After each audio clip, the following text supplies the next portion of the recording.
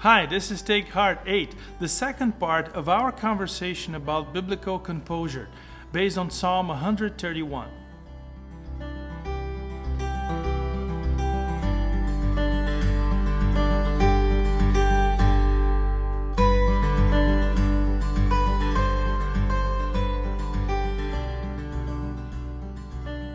Your words as a chosen, anointed, loved, and blessed child of God should be, "My heart is not proud, Lord. My eyes are not haughty. I do not concern myself with great matters or things too wonderful for me." Faith in God delivers me from my biggest problem, selfishness. In this psalm, David is saying something like this: I am not self-trusting. I am not headstrong. I am not superior to others. I am not attempting the impossible. We see the results first and then we are intrigued. David is quiet here. Why? Well, he has consciously distanced himself from everything that rattles around him. So what makes us so noisy inside? Well, let's experiment here. Turn this verse into its opposite. Say, the anti-psalm. Self, my heart is proud, and I am absorbed in myself. My eyes are haughty, and I look down on other people. And I chase after things too great and too difficult for me.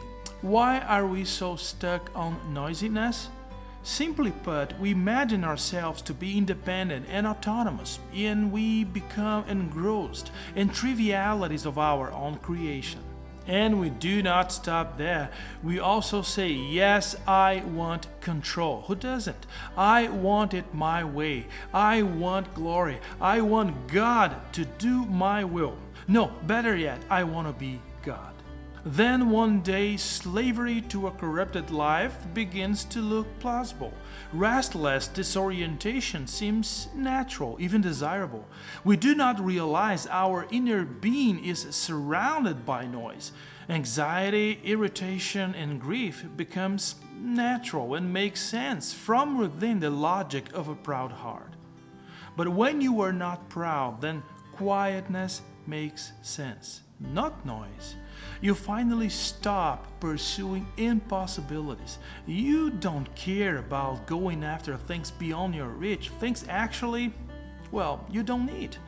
Because when you stop to think about it, even the small everyday things everyone races after are, in fact, beyond us.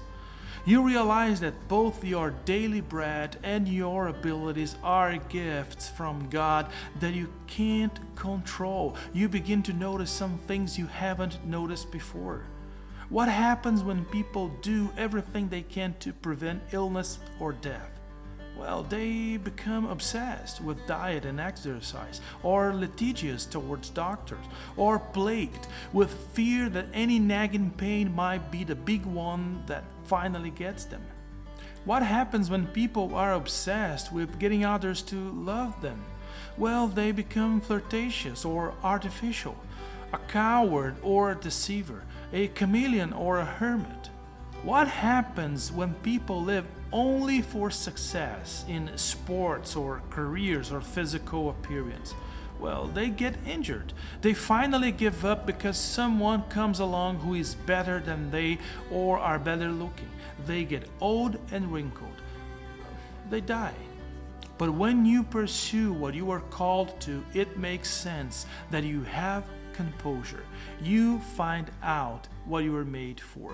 You then finally wake up and stop pursuing pride. You go after the right things, and you find what you were looking for.